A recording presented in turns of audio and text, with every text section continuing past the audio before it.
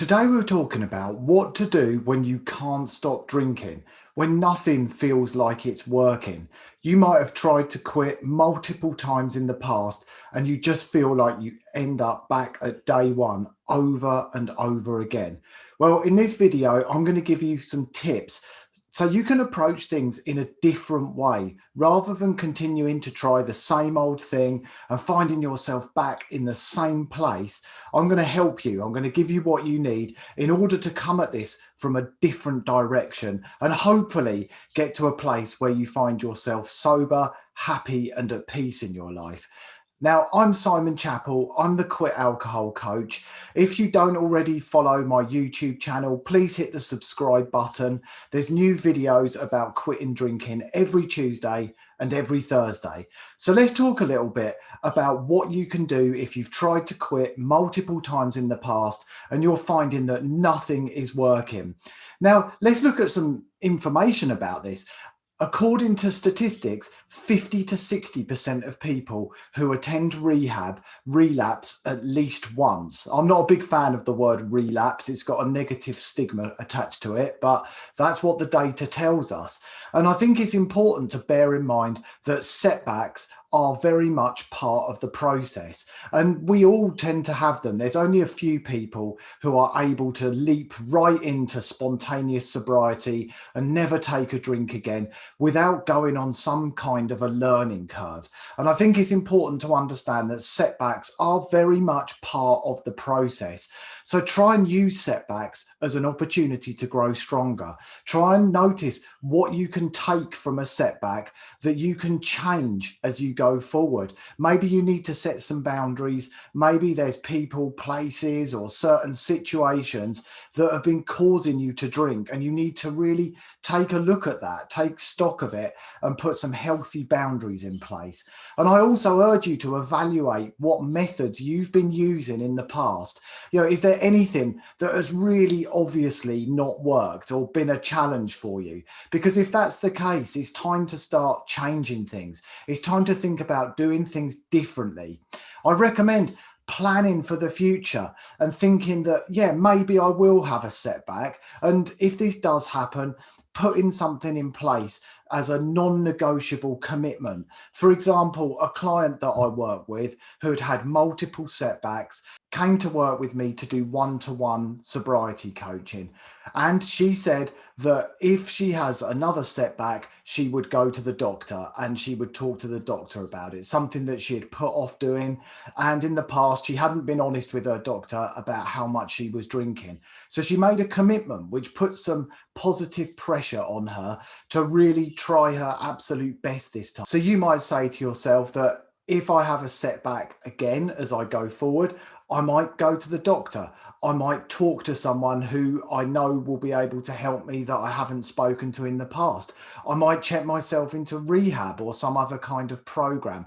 Whatever it needs, I suggest making a plan if you have a setback in the future and giving yourself some kind of non-negotiable. It's not a punishment. It's there to help you and it's there to protect you. And maybe that will be something that you need as you go forward, but do put something in place like that. Now, a lot of people think quitting drinking means going cold turkey. And I've seen many, many people attempt to stop drinking alcohol and not put the work in at the start. They don't take the time to educate themselves. They don't learn about it. They don't put things into practice and they don't work on changing their mindset. But if you've done all of that and you still find it a real struggle stopping drinking and staying away from the booze, then I'd like you to consider the first tip that I'm going to share, which is to create a plan to reduce your booze. Now, I don't advocate this. I rarely share it, but in the context of somebody who's tried and tried again and nothing is working, then this would be my kind of last resort strategy that I actually think will help get you to where you want to be. But I wouldn't recommend trying this if you've not attempted to quit before. I'd much prefer you to make a decision and put the bottle down. But if you're going round and round in circles, then absolutely give this a go. I did actually try this myself, and whilst it didn't result in me completely quitting alcohol. It was the last thing I did before I was able to make that decision. So I would say it helped me, and I do know that it's helped other people. So see how it feels for you. So the first thing that you want to do, this is the first tip, is to create a timeline for you to reduce your alcohol. I would suggest doing it over a period of 4 or 5 weeks. The way I did this was by adding water to my wine. I would drink red wine, usually 2 or 3 bottles every day, and I decided to start adding water to it. What I did was, in the first week, it was 20% water, 80% wine. Second week, 40% water. The third week, it went up to 60%. In the fourth week, it was 80%, and I could barely taste the wine. And I gradually got to a point where I was drinking very little because it was so watered down. And it did help me get to a place where I had reduced my desire to drink. And the idea is that in the fifth week, you go from 80% to not drinking. But what I don't want is you to put that plan together and then not stick to it. It's not an excuse for you to think, oh, well, I can just carry on doing this forever. If I put 20% water in my alcohol, it gets me off the hook, because you'll still be left with a problem. You still won't be in a place where you're completely alcohol free. And as well as putting water in your drink, you can think of a different way of doing this. You might delay the time that you start drinking. So in a similar way, you could say, in week 1, I'm going to start drinking at 8 p.m. In week 2, 8:30 p.m. In week 3, 9 p.m. and so on, until you get to a point where you don't start drinking at all, or it's 5 minutes before you go to bed.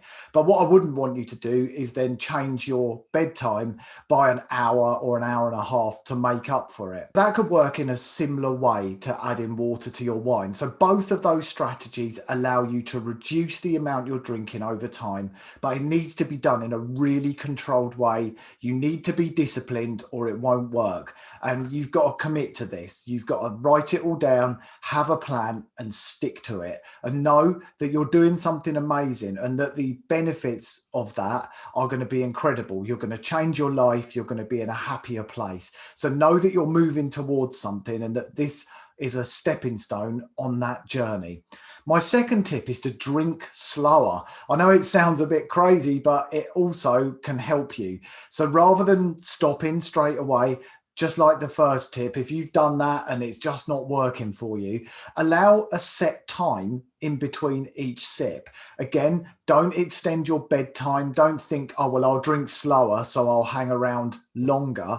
You need to stick to your usual routines, and you can allow a set time in between each sip of alcohol. So for example, it could be every 15 minutes, and this will help you. It will help you drink less and it will help reduce the desire. But again, you've got to commit to it, and you might start to extend that. So in week 1, it might be 10 minutes between each sip. Week 2, 15. Week 3, 20 minutes, until you get to a point where you feel like, actually, it's an hour between each sip. I'm just going to quit. I'm ready. I'm not even getting drunk or feeling any effects. I think I could live without this now, because that's what this is meant to lead you to. So again, don't use it as an excuse to say, well, actually, I can just stay like this forever.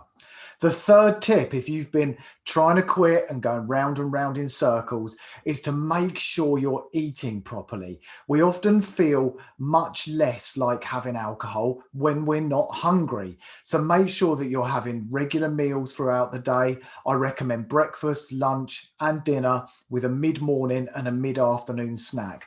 Pay attention to what you're eating as well. Nutrition is so important. If we feel hungry, it can affect our mood. It can impact us in lots of different ways. So make sure that you're full up. And some people I know actually don't want to drink after they've eaten. If that's you, move your dinner time forward. Have your dinner at 5 p.m. or 6 p.m. and you'll find that afterwards you're not going to want to drink. The fourth tip is to make sure you let go of any shame. If you feel shame or guilt or any uncomfortable emotions from past attempts to quit, turn it around. reframe it, and use it as a motivator as you go forward. You can be successful in sobriety, and try and bring your shame out into the light. If you feel a sense of shame, the antidote for that is getting it out, talking about it, sharing it in a safe space. You'll feel so much lighter if you become able to do that. You've probably heard the phrase, a problem shared is a problem halved. It absolutely works with shame. So notice what you're feeling and notice any negative emotions that are weighing you down, and let's work on letting go of those. The fifth tip is to learn from your past setbacks. What have the setbacks taught you and what needs to change going forward? So often I see people stick to the exact same processes that they've used time and time again, and they didn't work the first time, they didn't work the 20th time, yet they continue going round and round like they're stuck in a hamster wheel. If you've had setbacks in the past, analyze them, get your journal out, write them down, work out what needs to change. It could be something as simple as not keeping booze in the house. It could be that you find yourself going to the store every day and maybe you need to give your debit and credit cards to your partner so that you can't do that. It's kind of tough love, but after you've got through the first week alcohol free, you're going to be feeling 60 to 70% more mentally resilient, less emotional, and far more stable in yourself. And you'll find that when you get to that stage, it's a catalyst for you to continue moving forward in a positive direction. The sixth tip, and this is one of my favorites, is to consider getting a one-to-one sobriety coach. I work with a number of amazing coaches and they have weekly Zoom calls with their clients. They check in with them via messages. They send them homework to do, and it can be really, really motivating. So think about that. Okay, there's a cost associated to it, but how much are you spending on alcohol? It's probably nowhere near as much as that. And if they can help you get to that place and you can become accountable to them and you can learn from them, then it's worth every penny that you spend on it. You might even think about some kind of residential program if you feel that nothing else is working. Be honest with yourself. Get really realistic about what it is you need if you're serious about making this happen. The seventh tip is to think of any kind of setbacks or disappointments on your journey as falling forwards. I mentioned this earlier, but it's not a setback. It's another step on the journey towards your end goal of becoming alcohol free. And it's part of the process. It's not failure. I often hear people say that I'm a failure, I can never do this. But we all learn from those setbacks. They teach us something if we allow them to, and if we dig into the information around it. I like to think of it as falling forwards. We've not fallen down.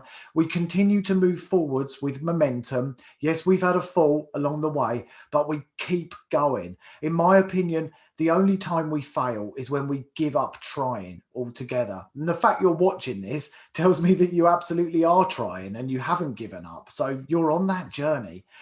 My eighth tip is to look at your commitment. Are you a little bit ambivalent about it? You think, well, yeah, I'd like to give up alcohol, but then your subconscious mind tries to convince you that actually there's nothing wrong with your drinking behavior. So you carry on and you put your mind at ease until the next morning when the anxiety's raging again. How badly do you want to be sober? Many people who have setbacks are sometimes not in it with both feet. They're still sat on the fence with one foot in the carry on drinking camp and the other foot in the I want to be sober camp. You've got to be committed if you want this to work. Really start to look at your beliefs. Do you still think that alcohol will help you? Do you think there's benefits to drinking, such as it helping you de-stress, helping you relax, helping you have fun, etc.? The more you expand your knowledge, the more you learn about what you're going to gain from being alcohol free, the more your mindset's going to really change and you're going to get to a place where you're hungry for this. Make sure you connect in the sober community. Make sure you carry on watching videos like this and listening to podcasts so you fully understand what you're going to get out of an alcohol free life. And when you get clear on that, You get hungry for it. You really, really want it. Think about if you were joining a gym, you'd know exactly what you wanted. Maybe it was to lose weight. Maybe it's to get a six pack, whatever it is. You'd be pretty clear on what your goal was. So maybe quitting drinking is because you want to improve your relationships. You want to get rid of your anxiety. You want to be more productive in your career. Try and get clear on all of those things and know that this is a stepping stone to making that happen. The ninth tip is to look at the support that you've got around you. Do you need more support or maybe different people? Are the people around you draining you of your energy? Do they encourage you to drink? Do they poo-poo your sobriety and think that it's all a bit of a joke? You need to be surrounded by positivity. And do the people who support you know what your expectations are of them? The number of times I see people who try to quit drinking and their partner thinks that actually buying them a bottle of wine is a good idea when they're having a bad day because they haven't set their expectations. So analyze the people around you. You want to be surrounded by people who radiate positivity, and you need to make it clear to the people who are part of your support team exactly what your expectations of them are. The 10th tip is to look out for HALT, H-A-L-T. Now, I mentioned hunger earlier, but I didn't mention the A and the L and the T. So HALT stands for hungry, angry, lonely, tired. If you're any of those things, then there's every chance that you're going to feel triggered to take a drink. Pay attention to the times when you're hungry, angry, lonely, or tired, and make sure you do something about it. Don't just notice it and then do nothing. If you're feeling lonely, reach out to a friend. If you're tired, take a nap. And if you're angry, try and find out where it's come from and express your anger in a healthy way rather than by drinking alcohol. My 11th tip is to ensure you've got suitable coping skills for life's ups and downs. When we first quit, we can be on a pink cloud and there's a honeymoon period where we feel really happy, but it can fade. And then we can be phased when something challenging comes up in our life.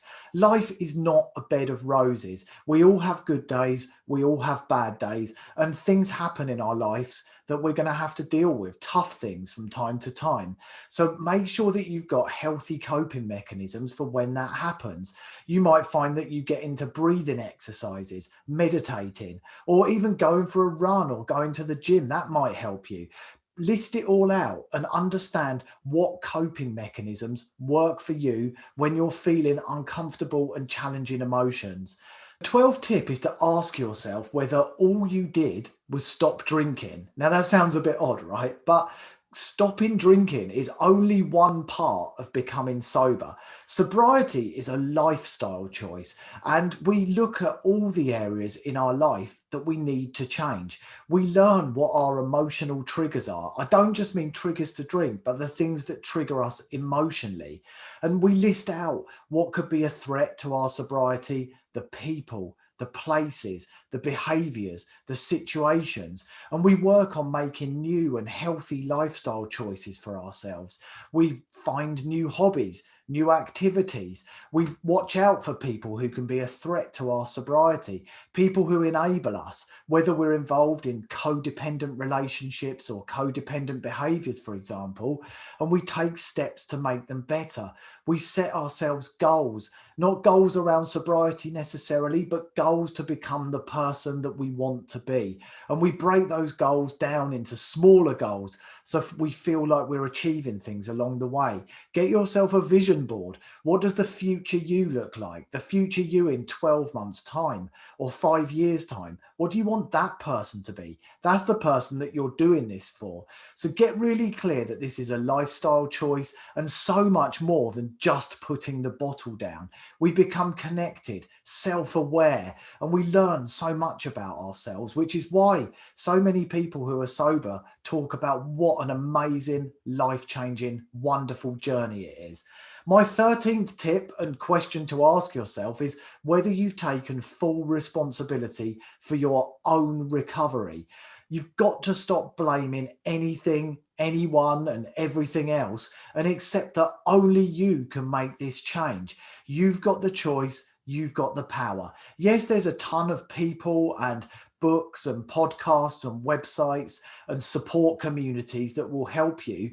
But ultimately, it's down to you. You're an independent adult. Nobody else is going to do it for you. You've got to make the choice. You've got to take a leap of faith, and you've got to be confident in you're doing this for all the right reasons. The 14th tip is look at your mindset. Have you got the right mindset? If you believe you can't do it and that you're always going to fail, then nothing's going to change. Work on getting into a habit of positive thinking. There's loads of books and podcasts about thinking more positively. Start to notice your negative self-talk and work on the specific areas where you think you need to improve yourself. If your mindset isn't quite right and you still believe that you get some kind of benefit from drinking alcohol, then get to work on those specific areas. Try and identify what they are and take appropriate steps to make that positive and powerful change. Hopefully those tips are going to give you plenty of guidance in terms of what you can do if you've been drinking regularly, you want to quit alcohol, but you just haven't managed to do it yet. Don't lose heart. Make sure you subscribe to my YouTube channel, click the bell icon so you get notified of new videos, and check out the videos on my channel page. There's a ton of content there that will be sure to help you. And you can also visit my website, which is above my head right now, and there's a wealth of information on there. And you can also download samples completely free of both of my books, which are sure to give you plenty of guidance, help, and inspiration on your journey to quitting drinking, especially if you feel like nothing's working.